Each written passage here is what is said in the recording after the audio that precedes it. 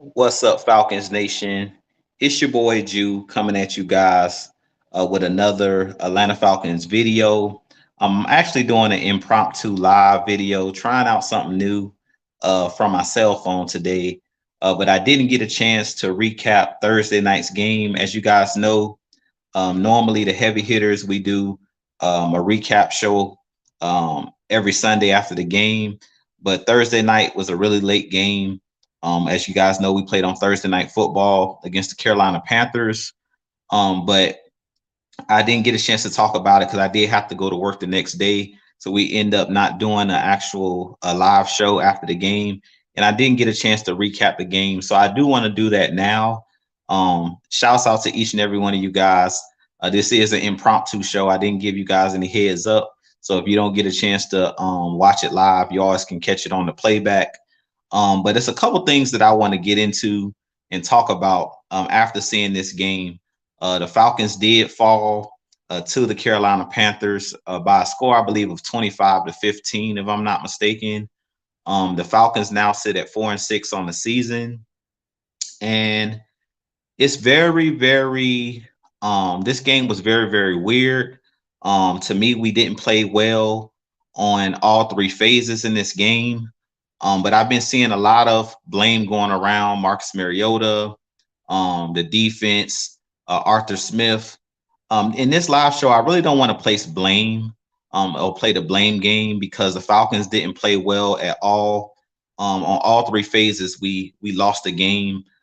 This was one of those games where, like I said, it was just a very weird game.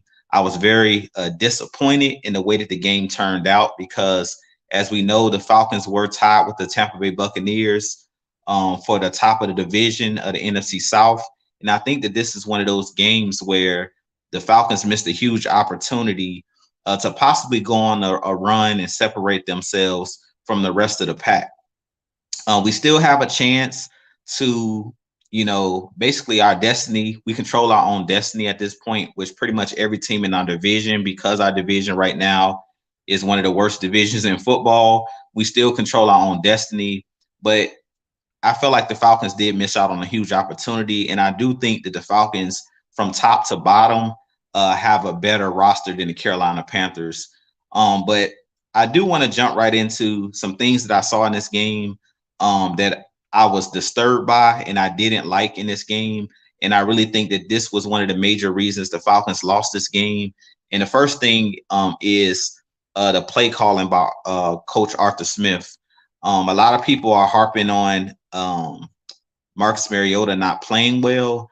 But I really think in this game, this was the first game this season that I feel like Coach Arthur Smith kind of panicked during the game. You guys know I've said this numerous times that I think that Coach Arthur Smith has done a good job this season. Even when we've gotten behind in games this season, he's done a good job of sticking with the running game. We know that the running game is our strength. And I think in this game, he got away from the running game way too early. The game was pretty much close. The score was close pretty much the whole game. But I think that Arthur Smith did a poor job of play calling in this game. I really think if he would have stuck with the run, fed Cordell Patterson, fed Tyler Algier, and fed Caleb Huntley, I think that this game could have turned out a lot different. As you know, it was raining in this game. It was inclement weather. The ball gets slippery and things of that nature. And I don't want to sugarcoat it because Marcus Mariota didn't play well in this game. But like I mentioned previously, I think that on all three phases we got dominated. But I feel like one of the key, one of the major issues that I saw in this game was that we went away from our strength. And that's been a problem with the Atlanta Falcons and our organization with the previous regime, that when something is working, for whatever reason, we would go away from it. And I feel like in this game, you have to stick with your identity. That's the huge thing where we've been talking about this for weeks and weeks and weeks about establishing that winning culture and establishing the foundation of the identity of this new Falcons regime. And we've seen it so far this season that the Falcons are a top 5 running team as far as rushing yardage. We're one of the best teams at establishing the line of scrimmage, being one of those teams that runs the football really well. And I think in this game we did a poor job of sticking with that run. And in this game, I really feel like I was really disappointed because we went into the game with our third string, I believe, right guard, if I'm not mistaken, and Kobe Gossick, who didn't play well in this game. The offensive line as a whole didn't play well, but Kobe Gossick kind of stood out like a sore thumb in this game.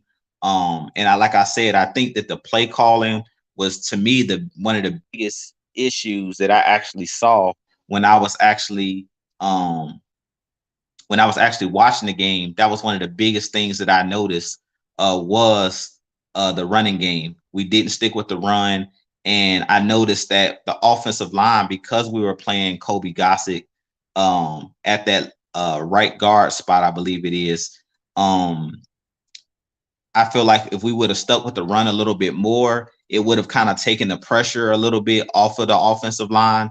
In this game, you seen Marcus Mariota under duress, and I think that that kind of made Marcus Mariota kind of play out of character. And we seen that in this game, that he said he was out there trying to make plays. And I feel like one of the major issues was we got out of our identity. We got away from our game plan, which normally is run the football and control the trenches, play physical, and bully the opposing defense. But in this game, for whatever reason, I don't know if that was a part of the game plan of Arthur Smith and Dave Ragone coming into this game on the offensive side. But I just feel like in this game, we got out of balance and we allowed the Carolina Panthers in that defensive line, in that front seven, to pin their ears back. And they pretty much had Marcus Mariota on the run the whole game. He did make, like I said, some bad throws and some uncharacteristic type mistakes in this game, whether it was him throwing the ball, rolling out of the pocket because he was under duress, and then still trying to throw the ball against the grain, against his body, which we know you should never do as a quarterback. We've seen that a couple times. And while the game was actually on, legend wide receiver Roddy White tweeted, at some point, you've avoided the negative play. Just throw the ball out of bounds, throw the ball away. Don't compound the problem. The offensive line wasn't playing well, but don't compound the problem with throwing the ball against the grain. And I think that was one of the major issues that we've seen in this game with Marcus Mariota, is he kind of started to get frazzled. And I think in this game, as an offensive coordinator, Dave Ragone and Arthur Smith, I don't think they did a good job of trying to get Marcus Mariota back in the rhythm, trying to kind of calm him down. Because, once we seen him throw that first interception where he threw the ball, I think it was J.C. Horn that picked it off. I think that Arthur Smith and Dave Ragone should have started to run the ball a little bit more and tried to give Marcus Mariota some easy throws, maybe some slant patterns, some easier passes. It still doesn't. It's not an excuse for Marcus Mariota, because he didn't play well and he knows better for some of the throws that he was making in this game and some of the careless mistakes he was making. But I feel like it all goes back to coaching. And when you see your quarterback is struggling, you have to call some easier plays. It's just like when you're in the game of basketball as a point guard, when you see your star players having trouble shooting the ball, you try to get them a layup, or you try to give that person an easy basket. And I feel like in this game, they didn't do a good job of trying to get Marcus Mariota back in the rhythm once they seen that he was kind of razzled or frazzled in this game. Once they seen he was playing outside of himself and playing outside of the scheme, I don't think that they did a good job of trying to bring him back. But with that being said, I also do want to talk about the defense and the offensive line in the trenches, because I do think that was another thing in this game that kind of stood out to me as one of the things that was another issue, another huge issue in this game. And this has been another issue with the Falcons within the last regime and within the last decade or so, that we've struggled to stop the run. In this game, the Carolina Panthers basically took a page out of the Atlanta Falcons book, where they were able to run the ball at will. Deontay Foreman, they did a good job feeding him in this game, and they did a really good job in this game um of feeding Deontay Foreman. He ended up having, I think, over 30 carries in the game, over 100 yards rushing for the second time against us. And I really think that the Panthers did what the Falcons should have done, as far as they didn't rely on PJ Walker to win them the game. And I think that that was something that was huge. If you watch the game, even though early on, um, you know, even when I feel like the Falcons weren't having success with the running game, we should have stuck with it. And that's something that we've seen with the Carolina Panthers in this game. I believe they had, when I looked at the stats, like 46 rush attempts. And I think PJ Walker only threw the ball like 16 times. I believe he was 10 of 16.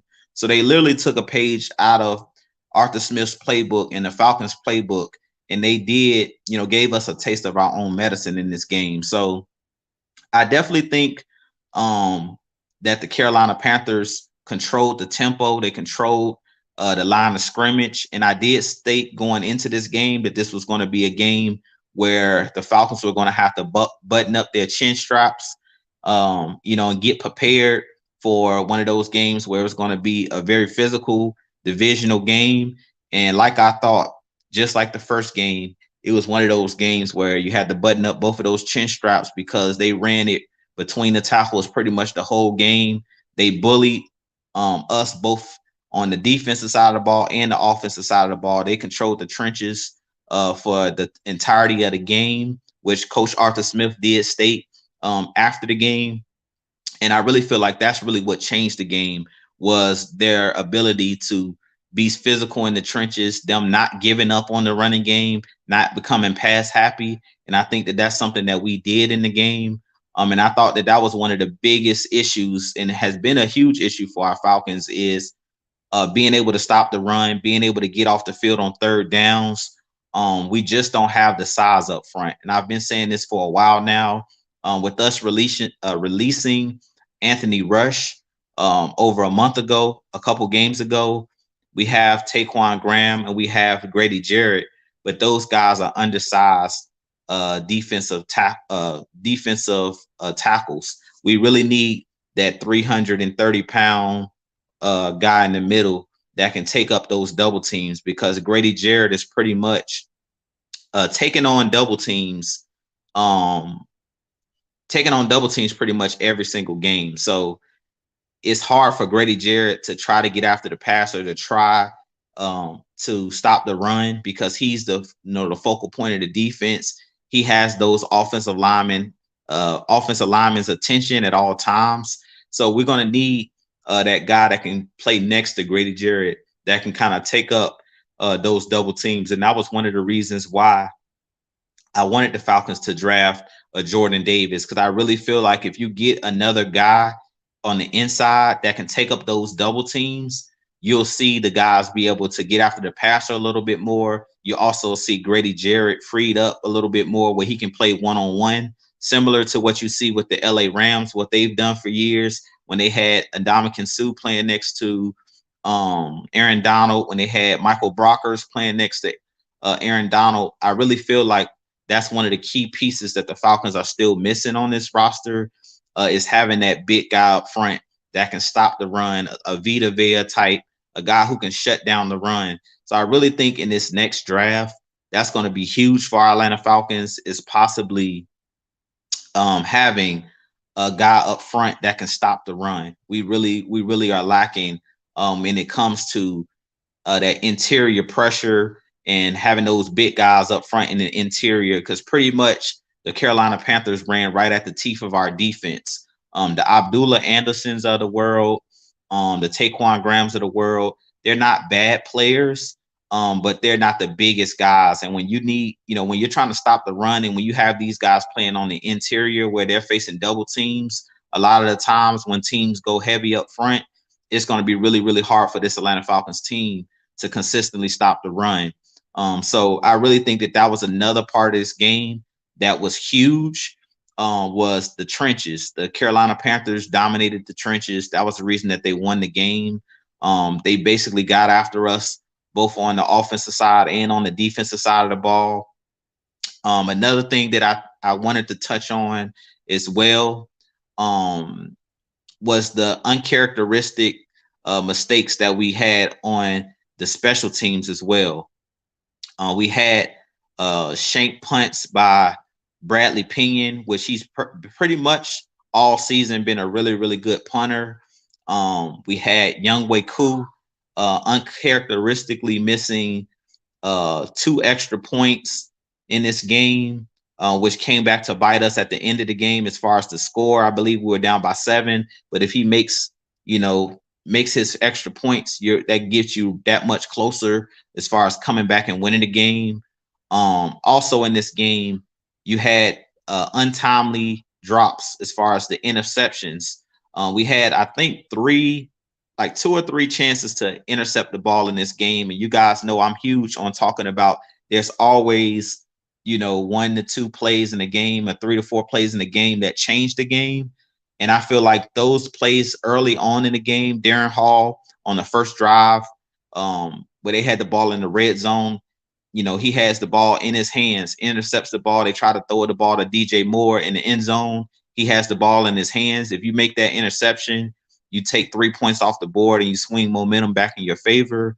I believe D. Alford late in the game, where PJ Walker was about to get sacked, he tried to throw the ball up and it could have easily been picked off by D. Alford. The ball went, right through his hands. So you had those plays in this game and you had opportunities in this game and you failed to capitalize on those opportunities. And I feel like that's been another thing that's plagued this Falcons team for whatever reason.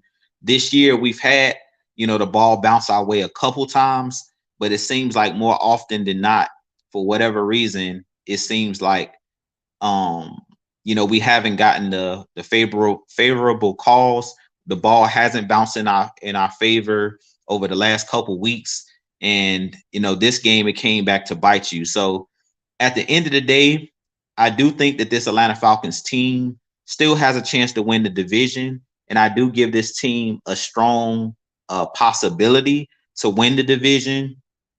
But just looking at this game, I've been saying it all year. If this Falcons team misses the playoffs, it's going to be because of missed opportunities. And that was the reason why, I was so disappointed, not only in this Carolina game, but disappointed in that LA Chargers game last Sunday.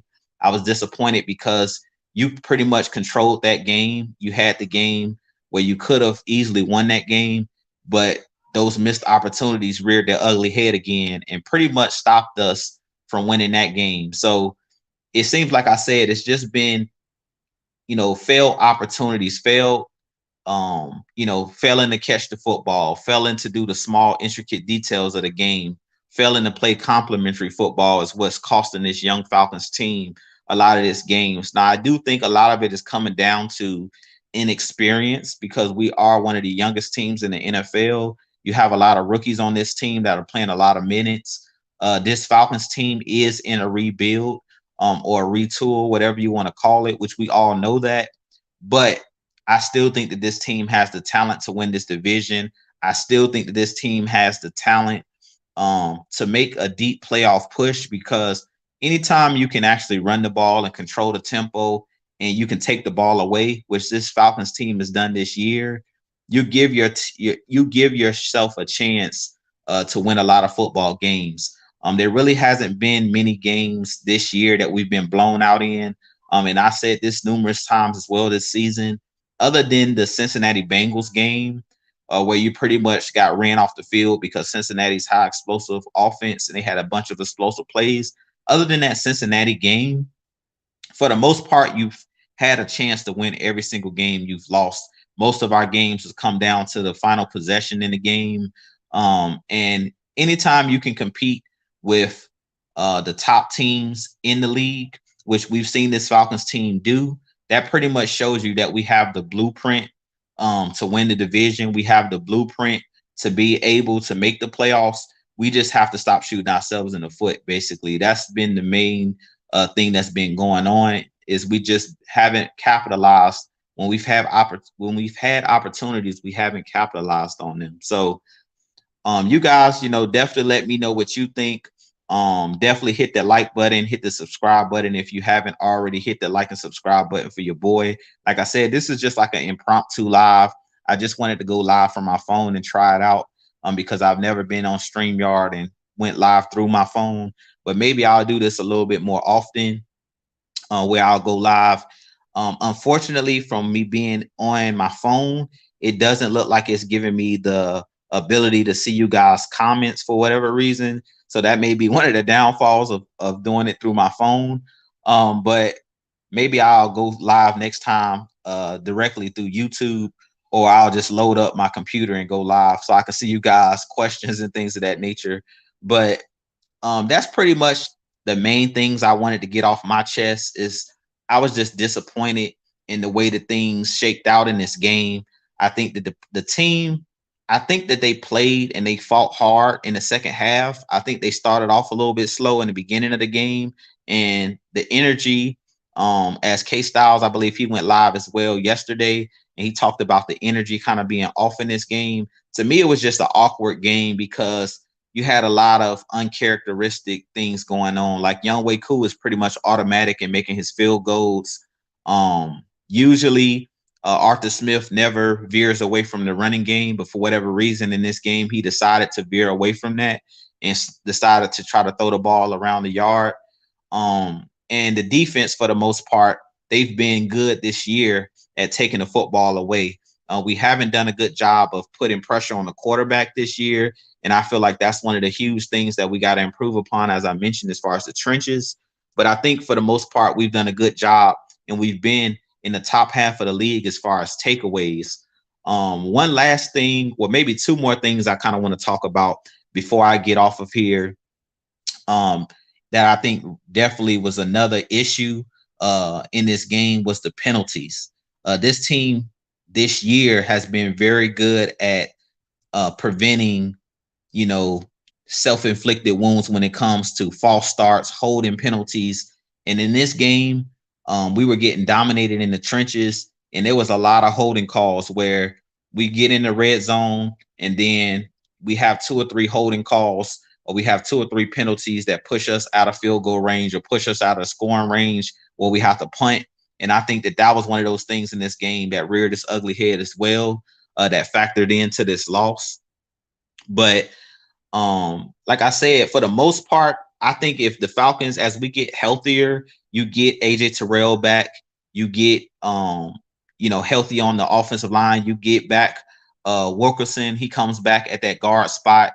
As you get healthier, I think that this Falcons team will have a chance, because our the remainder of our schedule, from what a lot of the media is saying, the Falcons has the easiest schedule moving forward.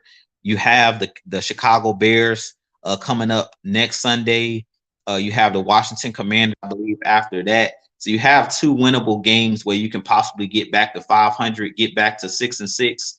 But we're going to have to definitely win these next couple games to try to create, get our footing back and try to create some space in the NFC South. Because right now the Bucs are sitting at 4-5. Now we're sitting at 4-6, and the Carolina Panthers, I think, are 3-7. And then you have the Saints. I believe they won 3 or 4 games as well. So all of us are like right there, crunched up together. And really, there's no separation between the teams. Now we can cross our fingers and hope that the Seattle Seahawks tomorrow beat the Tampa Bay Buccaneers, and hope that the other teams in our division lose, like the New Orleans Saints lose. But at the end of the day, we're going to have to start handling our business. We can't just rely on other teams losing these games. We have to take the bull by the horns, and we have to start winning these games. When the opportunities are there to close these games out, we have to close these games out. We have to finish. Now, I do want to throw out there as well, because I know that this is like kind of the elephant in the room, and I might go live again and talk about it another time, but I'll kind of briefly talk about it now as well. If I'm the Falcons, when it comes to Marcus Mariota, or whether we should bench Marcus Mariota, or whether we should continue to play Marcus Mariota, or bench him for Desmond Ridder, right now, I think you should stick with the veteran. I think you should stick with Marcus Mariota, because right now you're still technically right there, tied for first place or in second place. You're right there, still at the top of the division. And I feel like if you try to bring Desmond Ridder in at this time, it's going to affect the chemistry of the team. I also think that at this point, you really don't gain anything by throwing in a rookie at this point. I really think, and this is being completely honest, even if you play Desmond Ridder in that second half of that game against the Panthers, I don't think the Falcons win that game because I feel like the play calling really would have is really to me what affected Marcus Mariota more than anything. He did make some bad decisions in the game as far as throwing the ball, like I said, in the throwing the ball up when he was scrambling and things of that nature and doing some uncharacteristic things. But I think even if you played Desmond Ridder in that second half, because our offensive line was playing so poorly, and to me, Arthur Smith wasn't doing the offensive line any favors by continuing to throw the ball instead of using the running backs and using Mariota's legs. I really think that would have helped the offensive line, would have slowed down that pass rush if you would have started hammering them with that running game. I really think at that point we could have had a better chance to win. So I feel like even if you played Desmond Ridder, I think in this last game against the Panthers, I still think the Falcons would have lost that game just for the mere fact that we abandoned the running game and that we were losing in the trenches. And we've seen that with years with Matt Ryan in the past where he was a better passer than Marcus Mariota, clearly. In this last game, Marcus Mariota was sailing passes. He missed Kyle Pitts wide open on a skinny post or a drag route where he was running right in front of him. But I feel like a lot of that was because he got rattled in this game. And I think that once he got rattled, Arthur Smith didn't do him any favors by running the football. As I always talk about, quarterback's best friend, whether you're a great quarterback, whether you're a mediocre quarterback, or whether you're a bad quarterback, you have to win the trenches. You have to win in the trenches. Not only does running the ball help the quarterback if he's struggling, but it also helps the offensive line. I've talked about this numerous times on our shows that if you run the football, it's a lot easier to go forward than to go backwards. When you're in pass protection, you're on your heels. You're trying to, you're backpedaling, trying to protect the passer. But when you're running the football, it takes a lot of the thinking out of it. It's mainly you can be a bully, you can be aggressive, you can go forward. And I think in this game, to me, that was the biggest thing that I noticed. I do think that Marcus Mariota, again, played poorly in this game, but I don't think inserting Desmond Ridder is going to change the outcome of the game because I've said this before. It takes more than just one person to change a game. Desmond Ridder is not going to be the savior of this season. I know a lot of people, the media will lie to you, and a lot of fans are screaming, to start Desmond Ridder. But I'm telling you guys, I've been watching football a very long time. I don't think that, having a great quarterback will change change your fortunes if your offensive line isn't playing well, if you're abandoning the run game. If you're abandoning the run, we've seen that with Matt Ryan, like I said, the last couple of years when we decided that we we're going to throw the ball 40 times a game, that we weren't going to be physical in the trenches, that we weren't going to run the football. We've seen how that turned out for us. We missed the playoffs the last 4 seasons trying to play that type of style of football, of throwing the ball all over the yard instead of being physical in the trenches and, being able to pick up short yardage, 4th and 1s, 3rd and 2s, because we were able to run the football. And that's why you've seen with this year's style of offense, with us being a team that's been running the ball, we've kept these games a lot closer because not only do you help your quarterback out when you run the football, not only do you help your offensive line, but you also help your defense because they're off the field and they can rest.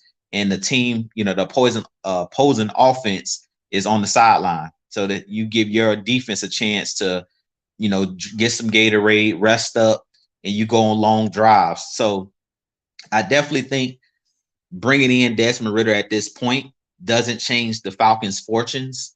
I know a lot of people are not going to want to hear that and that they're going to want, they think that we should play Desmond Ridder. If the Falcons decide that they're going to go with Desmond Ridder, as I've said before, I'm 100% behind the team. But if I'm the head coach of the Falcons, if I were to, running the show, I'm not bringing in Desmond Ritter at this point and inserting him at this point, because I feel like at this point you would just be taking 3 steps back if you decide to change the quarterback just for the mere fact of chemistry alone. These guys, these wide receivers, we keep talking about Marcus Mariota not having connection with Kyle Pitts, not having the connection with these wide receivers. Well, if you insert a whole new quarterback who hasn't played since the preseason, and we're now in week 10 or 11, at this point, you will be, having a team take 3 steps back if you decide to backtrack and try to bring in Desmond Ritter. The only way I see Desmond Ritter playing, as I've stated numerous times, is if Marcus Mariota, knock on wood, gets injured, or if this season, goes down the drain. Like if we end up losing, say, the next 3 games in a row, and you go on a losing streak, and now you're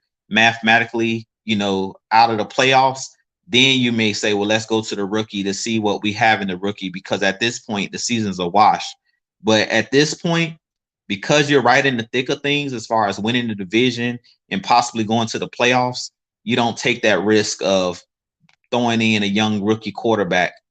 Because this is my thing with all of the people that are so optimistic about a Desmond Ritter.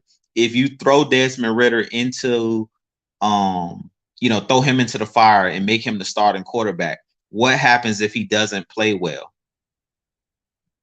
What happens if he doesn't play well? If you throw him in there, everybody's looking at the positive. Well, what if he plays well? And what if he wins a bunch of games? And what if, everything works out? But what if they don't? What if you throw him in the game and the offense looks worse? Or what if you throw him in the game and he doesn't play well? I think all you do in that point is you kill his confidence. As you've heard K-Styles, you've heard Mad Mike, we've talked about this numerous times.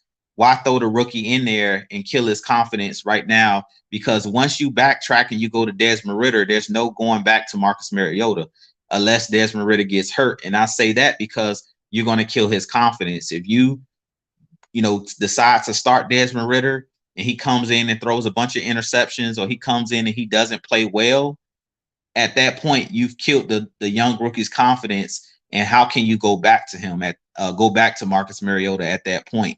We've seen these quarterback carousels that hasn't worked out too well for the New England Patriots, where they've been trying to play multiple quarterbacks. I've been a firm believer in you start the veteran, you have a plan, which I think Arthur Smith and Dave Ragone and these guys, they have a plan for Desmond Ritter. You've seen with the young defensive players that we have on this team, the Richie Grants, who didn't play a lot last year. We've seen how him just watching and playing limited snaps, we see the growth in Richie Grant with him being able to sit behind Eric Harris last season. We see, Jalen Hawkins, a young safety as well, who didn't play a whole lot. We've seen how much these young guys have improved with them being able to sit behind veteran players and learn from the mistakes that the veterans are making. So, like I said, I can go on and on about the Desmond Ritter, the Marcus Mariota, and a quarterback carousel. But I personally think that you stick with Marcus Mariota. Like I said, unless this season goes down the drain and you go on some crazy losing streak, if I'm the Falcons, I'm not going away from Marcus Mariota. I'm not going away from what has worked. I really feel like if the Falcons go back to their winning formula, which is running the football, playing tough defense, I really think that this Falcons team has a real legitimate chance of winning the division. Even with them dropping this game, which I thought was a must-win game, I feel like they still have an opportunity to win the division, because you still have to play the Buccaneers again. You still have the Saints again on your schedule. And then you still have a lot of winnable games moving forward. A lot of teams, I don't really think on our roster or on our record or schedule, I don't think that we even play another team with a winning record. Like, I know we have the Saints, who currently have a losing record. You had the Buccaneers on the schedule. You had the Steelers, who are having a bad season. You had the Washington Commanders, who have a losing record. So you don't have a lot of games coming up. The Arizona Cardinals, I believe, also is on the schedule, who I believe also has a losing record. So you don't really have many games down this stretch where you're going to be playing against teams that are above 500, which means all of these games are going to be pick 'em games where it's a coin flip. These games can go either way. So I really feel like the Falcons got to get back uh, to the basics. They have to go back to the drawing board, and we have to stop beating ourselves. I really feel like that's the biggest issue right now with this Falcons team is that we're in our own heads at this point. Arthur Smith, he has to go back to what made this team good this season, what made this team special this season, which is running the football. That's what this team, what our identity is. That's what the foundation of this team is. So forget what all of the media and what all of the fans want to see as far as us talking about throwing the football. Forget about, the Kyle Pitts and the Drake Londons. You have to get those guys the ball. But at the end of the day, this is a run first team. So Kyle Pitts and Drake London and those guys, they're going to get the ball. But first you have to establish the running game so you can open up the passing game.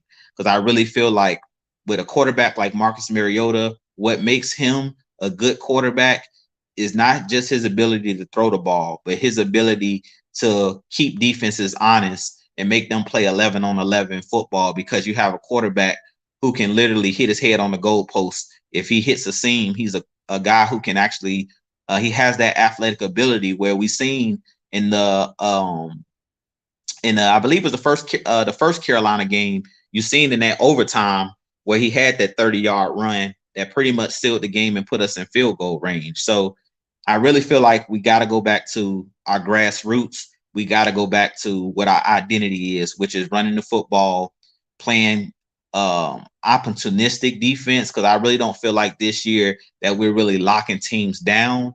But you don't have to be a team that necessarily in yardage is at the top of a top 10 defense. You just have to make timely stops. And I feel like this team has did a good job so far this year. What has kept us in games is these guys have made timely stops when, opportunities have presented themselves in the games that we've won.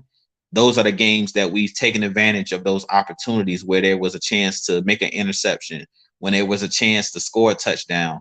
We've taken advantage of those opportunities. So we have to get back to the basics, get back to the fundamentals. If we do those small things, and I say this all the time, good teams do the small things well. Good teams understand the fundamentals of the game. If you look at any sport, football, basketball, teams like the San Antonio Spurs, they were teams that were fundamentally sound, that understood, complementary basketball, understood complementary football. The teams that play well in the NFL, the Baltimore Ravens, the New England Patriots over the years, those are the teams that do the small, intricate details and do the small things, the fundamentally things well. So we have to get back to our fundamentals, our technique. We have to be fundamentally sound if we want to, have a chance to win this division. We have to get back to running that football. We have to give that offensive line a chance to be bullies, allow those guys to go forward and stop backpedaling. And the defense has to get back to doing what we do best, which is flying around and causing turnovers and taking advantage of when the quarterback put the ball in harm's way, coming down with the interceptions when when the play is there to be made. But with that being said, you guys let me know what you think of the video. Let me know, what your thoughts were from this game. Like I said, I was disappointed because I know that this Falcons team is better than what they displayed on national TV. Another reason why I was embarrassed and disappointed was because this was the first time this season that the Atlanta Falcons were on. This was the first primetime game for the Atlanta Falcons this season. And this just gives the media another chance to say, those are just the same old Falcons. They shoot themselves in the foot. They can't finish games. So hopefully that works in our favor where, teams can kind of, so the media and teams will kind of leave us for dead and kind of think that our season is over. So we can kind of just somehow, some way sneak up on a lot of opponents. But that wasn't a good showing on Thursday night. Like I said, I was embarrassed because I know that this Falcons team is better than what they displayed. And I don't think we played our best. We didn't play our best football. But I do think we still got a lot of football ahead of us. I believe we still have 7 games to go. So it's still a huge chance that this team can still win the division. We still control our own destiny. but it's going to start next Sunday with the game against the Chicago Bears. With that being said, if you're going to be at the game on this coming Sunday, well, next Sunday against the Chicago Bears, which is a home game for the Atlanta Falcons, me and my family will be at this game against the Chicago Bears. As I told you guys, if you didn't know already, my family is from Chicago. I'm from Chicago, Illinois. So a lot of my family is going down to Georgia to this game. And I actually stay in Florida. So I'll be coming up to Georgia next weekend for this game to see my hometown Chicago Bears go up against our Atlanta Falcons. So most of my family is Chicago Bears fans, but I will be at this game. So if you guys, see me at the game, most definitely come over and say hey or whatever. If you want to take some pictures and things of that nature, we can do that as well. But I will be at the game next Sunday, which is a 1 p.m. Eastern game at home against the Chicago Bears. So hopefully we can get back on the right track and get back to 5-6 and get right back in the thick of things. Like I said, everything is still out in front of us.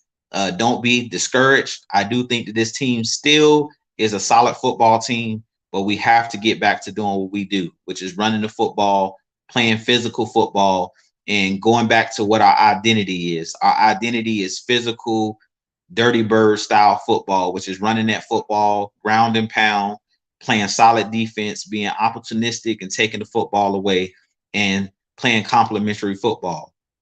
But with that being said, this being your boy Jew, 1/3 of the heavy hitters. If you guys haven't hit that like button, that subscribe button, definitely hit that subscribe button on all of our channels. We definitely have a lot more content coming for you guys as always, but I do appreciate each and every one of you guys. And I definitely will holler at you guys. If you want to have some questions and things of that nature, you definitely can drop it either here under this video, and I'll try to answer your questions and things of that nature.